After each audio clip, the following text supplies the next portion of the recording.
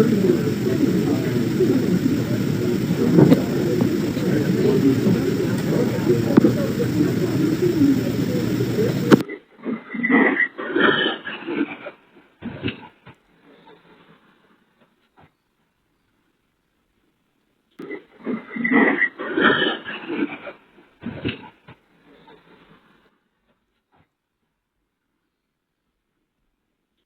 vary.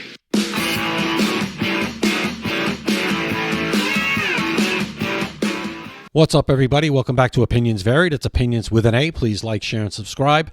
And we just saw footage from the last couple of days that have been a horrible time for American aviation, where we had the Black Hawk helicopter colliding with the American Eagle flight, in which 67 people total have perished. And then we had tonight a plane in Philadelphia, a ambulance plane, a Learjet 55, I believe it's called, just coming out of the sky like a missile and crashing into an intersection in Philadelphia, killing all 6 people on board that aircraft, including, it appears, a pediatric patient, a child. Just not a good couple of days. And it's just since 2009 we haven't had anything like this happen. The last time we had any kind of fatalities involving a plane crash was 2009 in Buffalo, when Colgan Air crashed into the ground, killing, I believe, 49 people on board that aircraft, or 48 on the aircraft and 1 on the ground. 49 people perished in that incident. But since then, 2009, we haven't had anything like this. And now in the last 2 days, we have two, which is just incredible. So we're going to watch a report right here from Jesse Waters. President Trump has already made a statement. I'll put it right there. And we'll see if we can get any kind of answers as to what's going on, and in particular with this latest crash. So let's go. Grace, what are you learning about this plane and the reason it went down?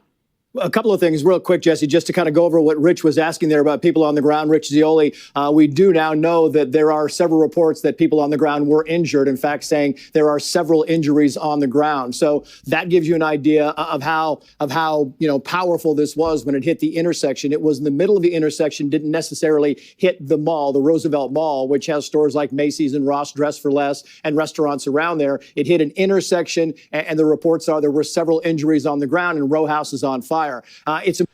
That's the thing. This plane just took off. I believe it was in the air for 30 seconds, and then they lost contact. They're going to talk about that here. I watched this report one time before I did this video, and the fact that it landed at an intersection, I mean, thank God there's houses there. I mean, some of these houses look like caught on fire. There's a mall. Do you imagine if this plane had crashed directly into this mall? Oh my God. But a fully fueled aircraft crashing at that speed into the ground, and that's why you saw that type of explosion. Just awful. Important also to note, Jesse, the weather, just so we have clarity on this, the weather at the time of the takeoff at 6:06, temperature was 49 degrees, light rain, some fog, and wind gusts of 30 miles per hour. There is nothing to indicate any trouble there. If you look now at the flight data, it shows that at 6:06, the plane took off, and it disappeared from radar 30 seconds later, which is an indication that sometime between 25 and 30 seconds, something catastrophic happened, because as you look at the video, there appeared to be some type of flames, whether it was an engine, whether it was inside the plane, unclear. But before it hit the ground, there were some kind of flames. Again, we have two. Yeah, that's an immediate catastrophic failure on that plane. Something went, ridiculously wrong right away. For that plane to be probably under 2,000 feet altitude, and all of a sudden just come down with obviously zero control over that aircraft at that point. Doctors, 2 pilots, a patient, and a family member. We keep hearing small plane, and it is a Learjet 55. So just so people know, it's 43 feet wide. It's 55 feet long. So it's not that small, difficult to fly. But this is also a plane owned by Jet Rescue, and people don't recognize that. To a little bit of context, the company is based in Mexico. It flew Baseball Hall of Famer David Ortiz to Boston after he was shot in the Dominican Republic back in 2019. And of course, this same company involved in transporting patients critically ill with COVID-19. One fascinating thing is that we're going to go back and look at that. That plane is coming down and that plane is on fire. Reporting patients critically ill with COVID-19. One fascinating thing is that Fox 29 now reporting in Philadelphia that because it was a medical transport plane, this is interesting, that the Philadelphia police telling a reporter there outside of McDonald's at Cottman Avenue and Roosevelt Boulevard near where the plane crashed, there are pieces of the jet everywhere. But what's fascinating is a quarter of a mile away, Jesse, there is a medical oxygen tank that was found. And the speculation has been from pilots and other experts, maybe something happened. Maybe the configuration of this plane was, as you said at the top of your show, it was configured to be a flying ambulance, and there were oxygen tanks, and the possibility that one of those oxygen tanks may have leaked or literally fuel to the fire. Literally, you have oxygen tanks, literally fuel to the fire on that plane. My God. Exploded or something like that is now a very real possibility. And if you look at this, it was going to Springfield, Branson, Missouri, to be specific. That's the airport. And we don't know exactly how much fuel it had on, but they can carry up to 1,400 pounds. So this thing is a flying bomb, especially just taking off. That's why when you see the picture on the middle of your screen there and you see that explosion, this thing could be loaded down with fuel and very dangerous and very lethal to the buildings and the people around the area of the crash scene. And of course, Sean Duffy, as you said, Jesse, has now confirmed there were in fact 6 people on board, several injuries on the ground, and the investigation is not even beginning at this point. Yeah, you know, Before I retired, the last 8 years of my career, I was in aircraft rescue firefighting with my job. And yes, that plane fully fueled is just a completely different story than when a plane is near the end of its destination and most of the fuel has been spent. And in fact, a plane, if it's coming back to the airport for a reason or an emergency, they'll dump fuel just to lessen the weight of the plane. So when it lands, it won't burn the brakes out and heat the brakes up and cause them to catch on fire, which has happened.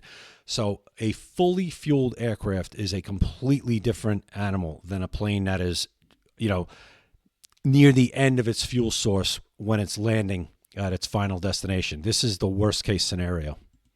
when they find the black box, I'm sure they'll learn a lot more. You mentioned this is like a jet ambulance. So if there's an emergency situation with a high-value individual, a VIP, you mentioned Hall of Fame baseball player, this thing's wheels up and is going to the best surgeon in the country. Doesn't matter where they are, whether it's Boston, Missouri, Los Angeles, this thing is ready to go. And it's loaded up. You called it a flying bomb.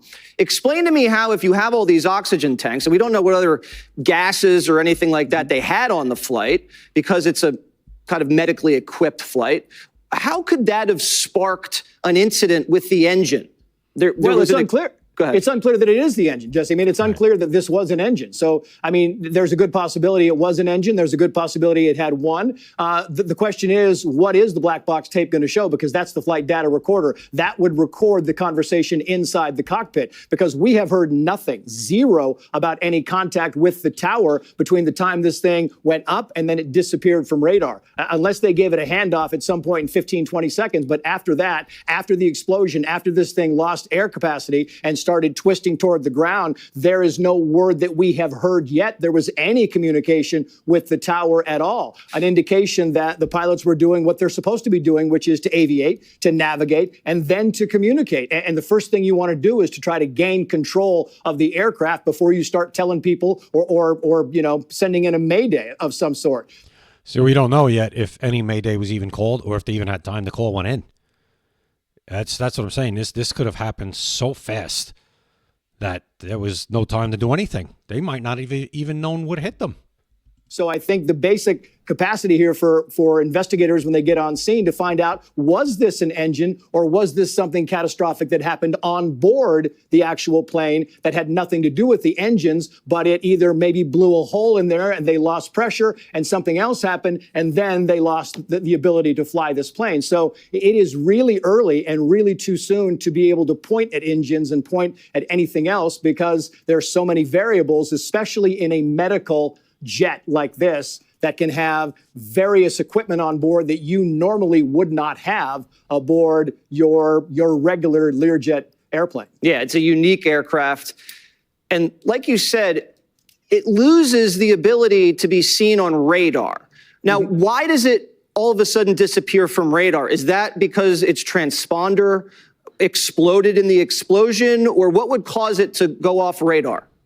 It could be a combination of things, Jesse. It either fell so fast. I mean, you look at the video there, and you know, this might have happened. The explosion might have happened at 29 seconds. They're saying that it went off radar at 30 seconds. So it took off at 6:06, and at 6:06:30, this thing went off radar, which is an indication that the explosion might have happened. And remember, it was at, and I heard you talking about this earlier, let me check, it was at 1,600 feet when this thing apparently started losing altitude. So it was at 1,600 feet. It was marked on radar, and then something happened. But at 30 seconds, it went off radar. It's not saying this thing didn't happen at 26 seconds or 23 seconds, and by the time it fell out of radar's reach, that was the 30 seconds. It might have been on the ground at that point. So it's really unclear exactly why it went off radar and exactly at what point in the fall it went off the radar. That's something the air traffic controllers would have to tell us. Was it a transponder issue? It's unlikely, because they would still kind of have a grasp. They would still have a sweep of it. So it's a pretty good indication that it was at a fairly low altitude when it disappeared from the radar at that point in time, unless it exploded, the transponder went out, and then the plane just went dark. So there you have it. I mean, the videos, you go on X, and X is incredible because the videos of everything show up on X instantly with all these incidents. And there's so many of this. You know, we have dash cam footage of people driving, and then all of a sudden a huge explosion right in front. You see that come down. It's like a shooting star, and then a huge explosion. And there's so many videos. You can go on X and just search, put in the search Philadelphia plane crash, and you'll see them all. It's really incredible. But just awful. I feel terrible. President Trump has already made a statement. As I said, Sean Duffy, the new transportation secretary, has had a very busy first week. And I hope this is just coincidence. I don't want to think that these two incidents have anything to be or sinister. But just two in the last 2 weeks of the first 2 weeks of this new administration. And we haven't had anything like this, as I said, since 2009. So let's just hope that it's just a awful coincidence. And let's just hope that bad things don't happen in threes, because we're one short right now. So let's knock on wood and hope this is it. So once again, rest in peace to all those who have perished over the last couple of days in these horrible incidents. And let's hope that this is it. And let's get this straightened out. Because people are going to start to be nervous now. It's just human nature. Even though traveling by aircraft is by far, odds-wise, the safest way to travel, this makes people nervous. People don't like flying, and you know, it's. I don't know what it is. It must be. It's because if there is an incident, chances are you don't survive. You know, car accidents. Most car accidents, people survive. Most aircraft incidents, of course, like this, it's unsurvivable. So people worry, and with good reason, I guess. You know, it's human nature.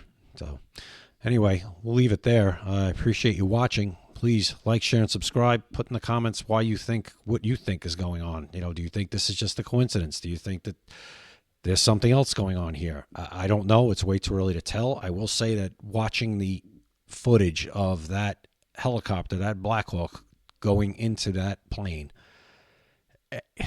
it makes you wonder.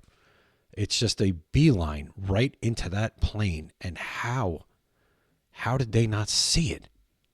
I hope we get answers. So again, thank you for watching. We'll see you next time right here. That Opinions Vary. Opinions vary.